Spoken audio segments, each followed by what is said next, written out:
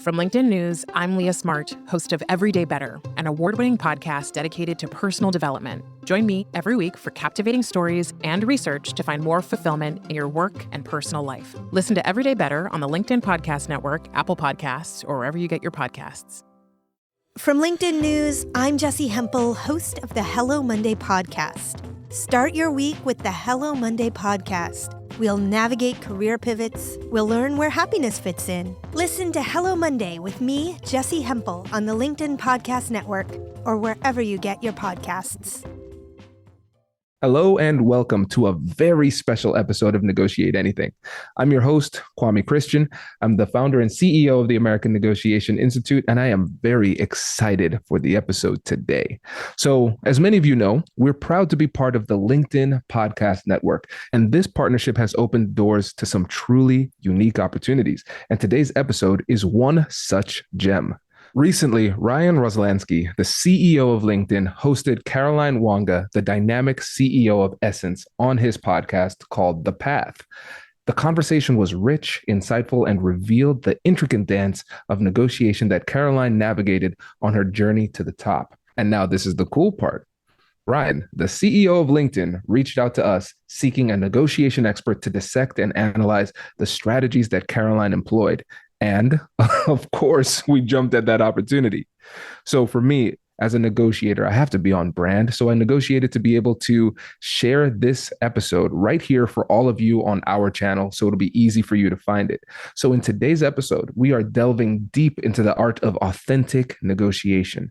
Caroline's story is a testament to the power of self-negotiation, understanding one's desires and motives, and then translating that clarity into external negotiations to seize the right opportunities.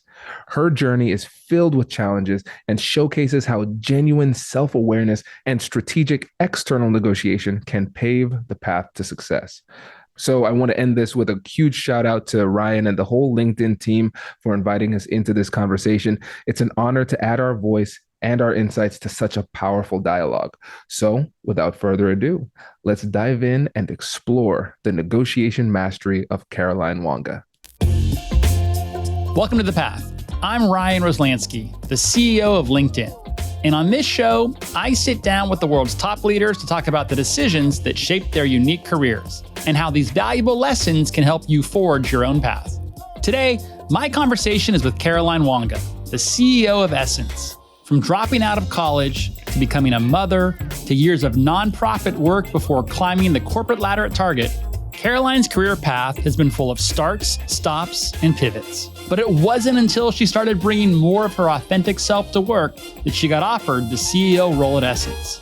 Here's how Caroline Wanga paved her path.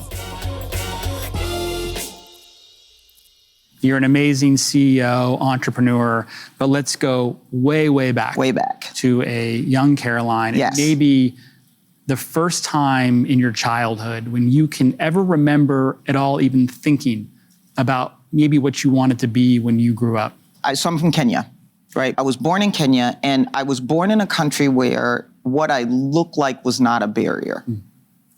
I also grew up with two parents who were in education. And so my childhood narrative from them was, you literally can do whatever you want to do. You just got to decide you want to do it. Transition to my dad comes to the US to get his PhD. And so for the first time as I transitioned here, there were things that were barriers based on what I looked like or who I was that I didn't understand. And so it actually started probably about an 18-year journey of making myself small. So I started to get rid of my accent. I wouldn't invite anybody over to my house because my food smelled funny. I was smart and I'd play dumb because all of those things that were different hurt. So that's junior high, start making myself small. And the goal for success is make it through the day without being noticed. So I go to high school and I find sports. When I left high school and wanted to go to college on a track scholarship, I was gonna be Jackie Joyner Kersee. I was gonna be an Olympic heptathlete, right? And then I was gonna major in criminal justice. Still don't remember why. I'm not sure what I thought. So I was supposed to do that, got pregnant my first semester in college. I decided to be a mom, which meant I had to take care of her. And so I left college. And as all parents know, when you become a parent, like my daughter's name is Cadence. Adam was not Caroline Wanga, I was Cadence's mom. We all have experienced that, right? Your identity becomes a mother, but you can imagine that it's even more exacerbated when you become a mom before you become a legal adult, right? Like my adulthood was motherhood. Yeah. There was no separation. What was your job title? Yeah. I never got to explore anything else. So I went to work and I went to this summer camp that I worked at in the summers, and I asked him for a job because I did take care of this little girl. And I started a career in nonprofit doing youth development programming. So I did a 7-year career in nonprofit, different nonprofits in the Twin Cities. I started to get to this place where advancement was being connected to a degree. I was angry. I was really angry, severely angry. And I remember saying to the people who said, you can get promoted if you go get your degree, I remember saying to several people, but I'm not gonna be any smarter. So I found out about a small historically Black college in Texas that had created a single parent program. I did 21 credits a semester, every semester including J term, and finished a 4-year degree in 2.5 years. Don't ever do that, right? But I was so fueled by this anger on top of being small. So I get my degree and I'm like, all I know is I'm not going back to the frozen tundra. So I choose to go into, I'm looking for an internship, find out about a small corporation called Target that had a distribution center in Tyler, Texas. And I take the internship because I needed to make sure I had a job when I graduated, and then I ended up there. Did that internship require the degree? So the internship was that summer internship before your last year of college. So I just had a semester, so it didn't require a degree.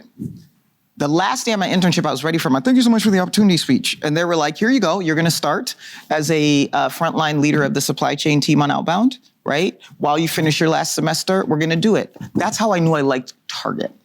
They did that. I didn't know why I wanted to be in corporate America. I didn't know what I wanted to do. So I needed to figure out why I was there.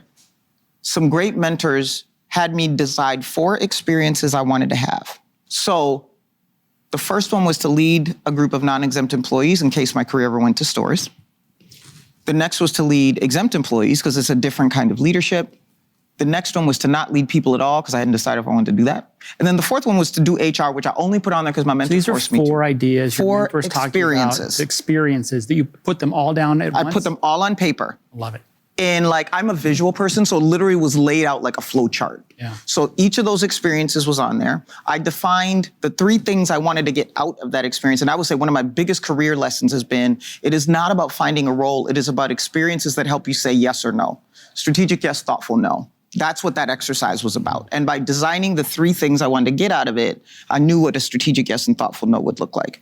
That drove the first 10 years of my career at Target. So wait, so you put these down. Yep. And what did you decide? So I show that document to my HR partner and my boss, and I say, these are the things I want to do, right? So I was in a role leading non-exempts. I get approached about an opportunity to come to Target's headquarters to be in the distribution planning and engineering team. That checks off individual contributor, one of the things on my experience list, right? So I take it. Also ended up back in Minnesota. Then I'm there and people are like, look, if you want to try this HR thing, you got to do it here because it's not out there in the field like that. Interviewed for 4 HR jobs. Got turned down for every single one. Was done with it, got one more call from HR to come interview again. I defiantly said no. My wonderful Italian boss said, if you do this one, I'll leave you alone. And I was like, fine. Defiance, there's a theme. So I interviewed and got it. And so I started as an HR generalist, supporting multiple different businesses within Target's corporate environment. Did that work for a while, realized I was much better at helping people than helping boxes, and ended up getting my leader of people role in HR. So now it's like, Wanga, you said this experience will tell you what you want to do. What do you want to do? I want to step back for a second. Like a lot of us, when we're in college or in our first jobs, Caroline had no idea what she wanted to do, but she knew she was looking for purpose in her work. When she drew a map of experiences she wanted to have, which, by the way, I think is a genius way to get clarity on what your next step is, she was able to pursue fields she'd never considered, like HR. Along the way, Caroline still wasn't sure where her path was leading her, but she trusted the journey, and it opened up the door to the next big chapter in her life. I ended up being an ERG leader of our Black affinity group, and for the first time I met the Office of Diversity and Inclusion. And I was like, what is this over here? So inquired about it and decided that if I was gonna serve my time in corporate, that was where I was gonna work because it was the closest thing corporate had to a soul. Remember, I'm a nonprofit girl. So I drew another map. This one had VP of D&I at the top. Oh, by the way, I've decided to promote myself over a series of times. So I wrote this in June 2012 and said I'd be the VP of D&I by July 2018. Shared it with my boss, my HR person, and the person who had that job. And I said, are we all in agreement? I just needed them to not say no. They didn't have to say yes, they just didn't say no. Bet. So thought that was gonna be the plan. We would follow this. I'd been asked to go do some work in California on mergers and acquisitions, and I got a call from my boss that said, hey, you can do this, but remember that D&I thing you said you were interested in? We unanimously support you to go do it. This is like December 2013. We way ahead of schedule right now, people. But I'd opened my big mouth. So in 2014, start that job.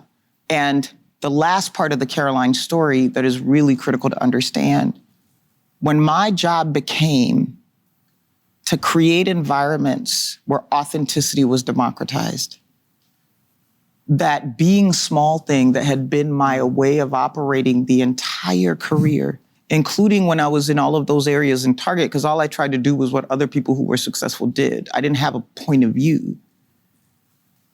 I got scared.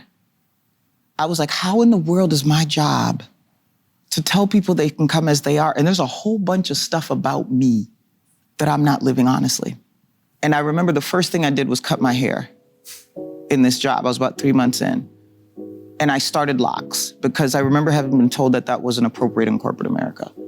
And I spent that whole week worried that I was gonna get fired because I changed my hair. Now, while there were some inappropriate interactions, they were bearable. So when I realized that didn't change, I was like, bam, blue lipstick. Nobody cared. I toed into reintroducing Caroline. This was the best thing Caroline could have done for her career. Once she reintroduced herself to her network, the right people started paying attention. And Caroline got an offer to collaborate with people who shared her values. The family that owns Essence, in their prior business, worked with Target for 15 years, the exact same amount of time that I've been there. We'd never met. We ended up meeting in 2019, which was right when I was having this moment. So all of a sudden, I'm like 10 times better at my job because now I'm not spending capacity worrying about what I look like. And I'm anchored in Caroline. And this comes along. So I'm thinking they're talking about Target partnerships. I get a call in the spring that says, Caroline, we want you to come run Essence. And I'm like, you want who to come run Essence? I'm not a media girl. Like, I'm not gonna break that thing. And when I had that conversation, what I was actually told about why it was time for me to do that was because of the way that I was living my life and how they wanted that to be a part of what I delivered in the role. Had I not made that decision, this opportunity doesn't come. And now I have the privilege and benefit of being the current custodian of a cultural artifact that I couldn't say no to because it's not the kind of job that comes again.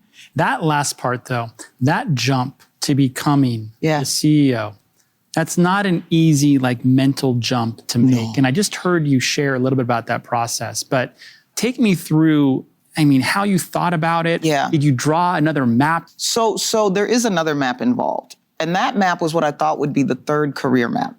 And what it turned into is what I talk about a lot, which is the architecture of authenticity. So I'm gonna connect this for you. I had designed this thing that I thought was gonna be the third career map. And it was about how now that I had found the liberation of self, I wanted to have a job where I got to give that to other people. For me, this was a journey of recompense and servitude and authenticity, liberation.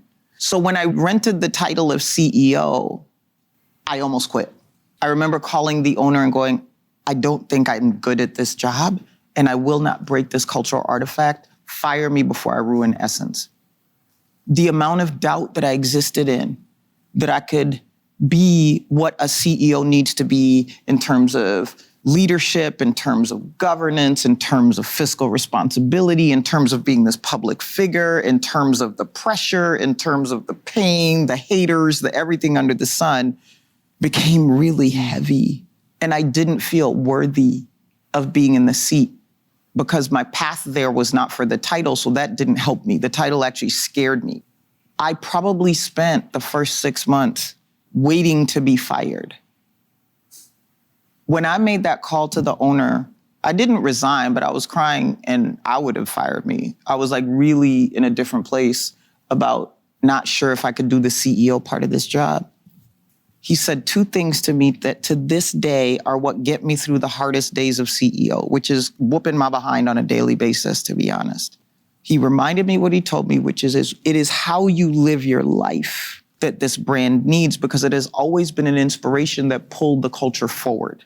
The second thing he said was, when I called around about you, you won everywhere you went.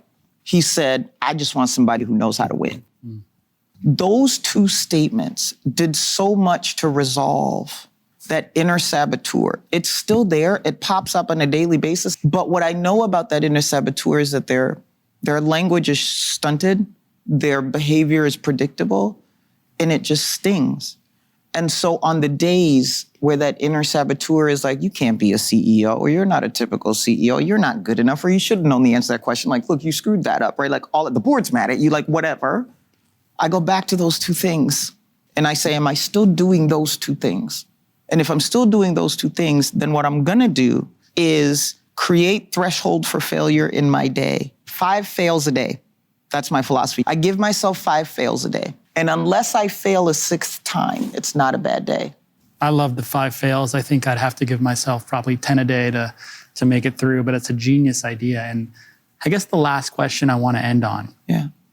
I get the question all the time. I know you do as well. Someone brand new, started in their career, trying to figure out what to do, and asks, Caroline, what's your greatest piece of career advice? If I promise to answer, will you tell me how you answered that 100%. question? Yeah. Okay. So there's 2 things I would say to you.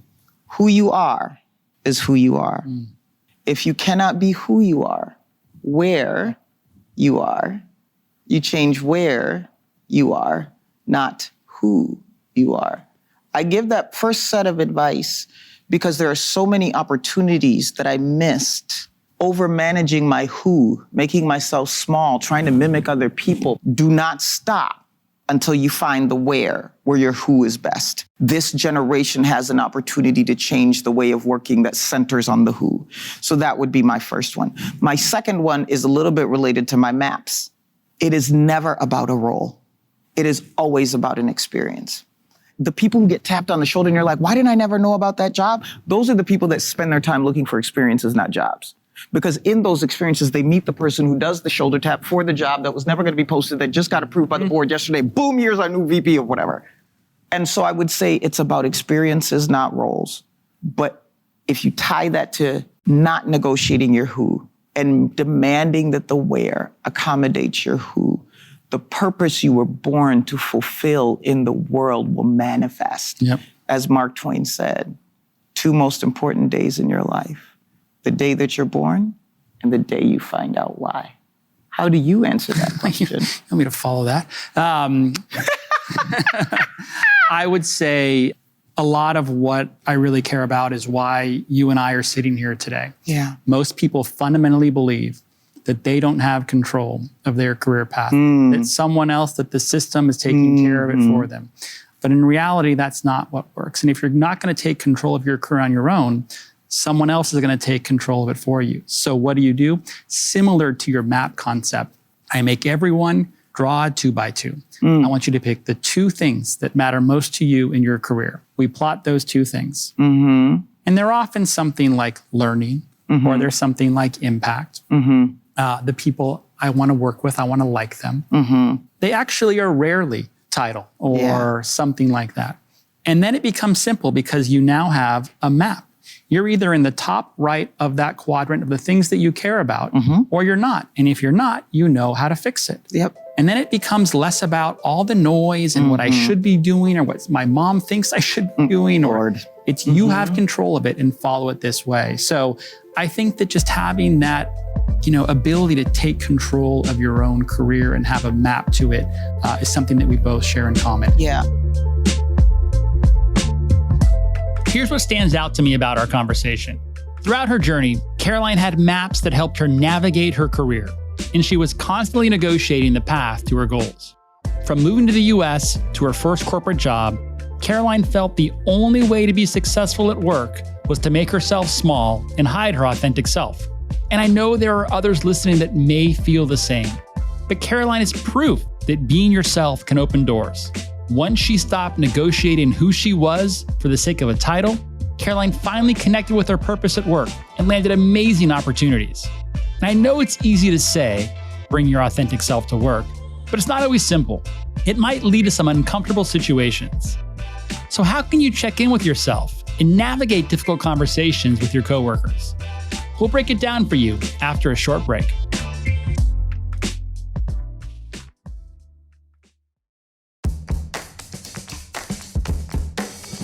Hey you, I'm Andrew Seaman.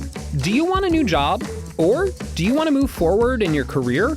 Well, you should listen to my weekly show called Get Hired with Andrew Seaman. We talk about it all, and it's waiting for you, yes you, wherever you get your podcasts. Brace the rudders! Raise the sails! Raise the sails! Captain, an unidentified ship is approaching. Over. Roger. Wait, is that an enterprise sales solution? Reach sales professionals, not professional sailors. With LinkedIn ads, you can target the right people by industry, job title, and more. We'll even give you a $100 credit on your next campaign. Get started today at linkedin.com/marketer. Terms and conditions apply. Welcome back to The Path. Before the break, we heard how Caroline Wanga went from trying to fit in to becoming the CEO of Essence because she decided to stand out. But it took her years to negotiate what she wanted to do and how she wanted to do it. If this is something you're also wrestling with, this next part's for you. I've invited Kwame Christian, a business attorney and negotiation expert, to give you advice on how to make these decisions in your own career. He's the author of 2 books, including How to Have Difficult Conversations About Race. He's also the host of LinkedIn Podcast Network's Negotiate Anything podcast. Kwame talked to us about why Caroline's story struck him. I think for me, the word that comes to mind is validating. The interview was very validating. For me, I'm a first-generation Caribbean American, and I grew up in a small town called Tiffin, Ohio. It can be really, really hard for you to be your authentic self when you felt that rejection for who you are. For me, I became like the most popular kid in school. So out from the outside looking in, it looks like success. But that's what turned me into a people pleaser. Kwame refers to himself as a recovering people pleaser. He's become an expert on how to have difficult conversations and how to negotiate. And he sees Caroline's story as a negotiation story. So I like to think about a negotiation as any time you're having a conversation with somebody and somebody in the conversation wants something. So through that definition, we realize we're negotiating all the time. And first, it starts off with an internal negotiation. There has to be an introspective process where you're exploring yourself, learning about yourself, and figuring out who you really are. The world is really noisy, and sometimes it's hard to see where you begin and society ends and vice versa. There has to be this journey of self-discovery before we can start to be authentic. And so once we get that clarity internally, that is what leads to the clarity externally. Now we can advocate for ourselves. Now we can walk authentically in our workplace. And the beautiful thing is that with her story, authenticity led to acceptance. And what's interesting is that when you're authentic, it'll lead to acceptance with the right audience, with the right people, with the right organization. If you show up authentically and then you're rejected for who you are, that is probably an indication that you're in the wrong place. And so that fear that we have of being rejected for our authenticity is actually something that we should embrace. Because if somebody's going to reject me for who I am, I want to know that as soon as possible so I can make the necessary adjustments. Now, once you have clarity about what you want to bring to work and what you want from work, you can start having these external negotiations. This is where I also think about Caroline's advice. Don't change who you are, change where you are. But sometimes you love where you are and you want to make it work. So how do you do that? If you are different in any kind of way, there are going to be a lot of awkward situations. And sometimes people will say things that are offensive, they hurt your feelings, but they don't even recognize the impact it's having on you. And the problem is with microaggressions like these, a lot of times the responsibility is on the person who was hurt to bring it up to the other side because they don't even recognize that an issue has occurred. And so there's a simple approach: situation plus impact plus invitation equals engaged communication. So what you want to do is you want to describe the situation using what I call naked facts. So these are facts that are stripped of all interpretation, judgment, and opinion. Then we're going to talk about the impact that it had on us. We're going to personalize it. And then we're going to invite them to have a conversation, but use a collaborative invitation. So here's an example. So let's say with Caroline, she started wearing the blue lipstick and being more authentically herself. And then somebody makes some comments and then they keep happening and she doesn't like it. Hypothetically, what could she say? She could say, hey, yesterday in the meeting, you said XYZ. And that made me feel a little bit uncomfortable. We're going to be working together for the foreseeable future, and you're somebody that I respect, and I want to have a conversation with you about this so we can make sure that we can work together in a collaborative way going forward. And so that takes about 15 seconds, and there's really nothing that somebody can do at that point to resist that introduction because nothing that was said was controversial. But if she said, hey, yesterday in the meeting, you said this really offensive thing. Okay, now there's a record scratch. That wasn't offensive. Now we're having a silly conversation that leads to nowhere productive. And so this is a really simple way to come into these conversations. And then when you're in the conversation, all you do is you flow using compassionate curiosity. Let's talk about compassionate curiosity. It's Kwame's framework for how to negotiate anything. It's also how Caroline negotiated her way to the top. So it's 3 steps. Number 1, acknowledge and validate emotions. Number 2, get curious with compassion. And number 3, joint problem solving. So let's walk through what that would look like internally. So number 1, I'm going to acknowledge and validate my own emotions, beliefs, and conclusions that I've come to. So what is it that I'm feeling? I might feel scared. I might feel afraid, insecure, whatever it happens to be, right? So I'm going to list all of those out. Then I'm going to get curious with self-directed compassion. So we have to be kind to ourselves through this process. So why am I feeling this? What led me to feel this way? And if it's a belief or a bias, we start to challenge that. How do I know this is true? And then with the last step, joint problem solving, we're reconciling the differences between our hearts and our minds. So what is it that would satisfy me emotionally? And now what is it that we should actually do in the real world to solve the problem at hand? Now, when it comes to the external negotiation, again, same 3 steps. I'm going to acknowledge and validate the emotions of the other person, saying it sounds like, it seems like, or I can tell that. So it seems like this is really frustrating to you, or I can tell that this is something that you really care about, something like that. And then you move to getting curious with compassion. So you're going to ask open-ended questions with a compassionate tone. And then the last step is joint problem solving, where you're engaging in a win-win negotiation with the other person because you've worked through the emotional challenges, you've taken the time to gather information, and now you have everything you need to problem solve with the other person. Okay, so we have the steps needed to negotiate effectively. What's next? Let's look at Caroline's path. There are some other key things that are worth pointing out about how Caroline approached her career maps. She got really specific about her goals, giving her a sense of clarity that helped her communicate clearly with her bosses.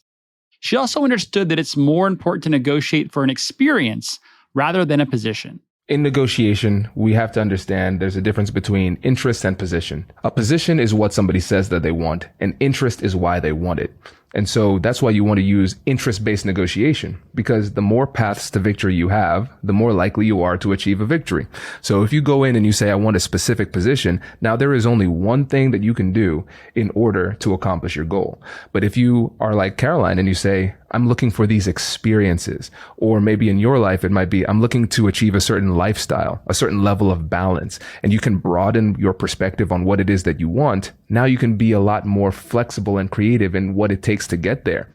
And finally, Caroline figured out how to negotiate with the person whose job she wanted. That's not easy. But you have to remember that negotiating is all about building relationships and finding win-wins. One of the things that people often say is that there's a discrepancy in power. What do I have to offer this person? I know how they can help me, but how can I help them? There are a lot of different things that you can offer, and we have to be creative.